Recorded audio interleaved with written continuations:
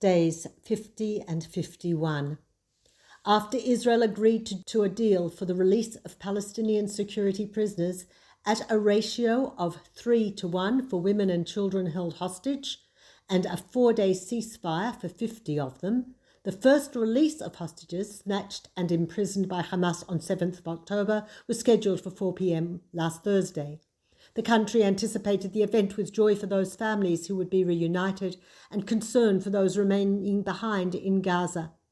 At midnight, 16 hours before that time, Security Advisor Tzachi Hanegbi said that there would be a 24-hour delay in implementing the agreement brokered by Qatar, Egypt and the USA, to which the government had agreed.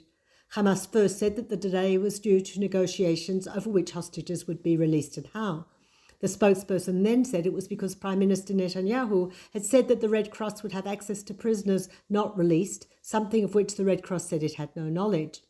The delay allowed Israel to continue ground operations in Gaza for another 24 hours, and the IDF was able to complete its clearance of Shifa Hospital. No patients or medical staff were injured in the operation. At 10 a.m. on Friday, the ceasefire came into effect. 15 minutes later, some rockets were fired from Gaza, but Israel decided not to respond. The return of hostages was set for 4 p.m. There was a ceremony at the Rafah crossing into Egypt in which the Belgian and Spanish ambassadors participated. However, it was not until 7 p.m. that the first 13 Israeli hostages, 9 women including 6 over 70 and 4 children, were handed over to the Red Cross. Also returned was a Filipino caregiver and 10 Thai nationals. Israel immediately released 39 Palestinian prisoners.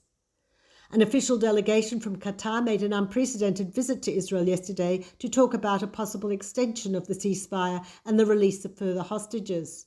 The second release was due to take place at 4 p.m. yesterday. When 4 p.m. passed, there was no concern as Friday's release had been delayed. But as the hours ticked by, the IDF spokesperson, Daniel Hagari, asked the public for patience. He spoke directly to the family members who had been promised to see their loved ones that day. Hamas falsely claimed that Israel had not kept its obligations under the deal, part of its psychological war. At 10 p.m., Qatar's Foreign Ministry spokesperson Majid Al-Ansari said that 13 Israelis, 8 children and 5 women, and 7 foreign nationals would be released before midnight, the deadline for the ceasefire to be maintained. At 10:55, Hamas announced officially that they had transferred the hostages into the hands of the Red Cross. Hamas violated the terms of the deal by releasing children without their parents and by causing unnecessary delays.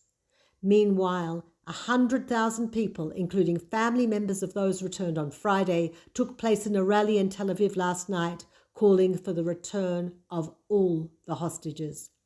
This is Peter Jones-Pelach reporting for NCJWA, Australia.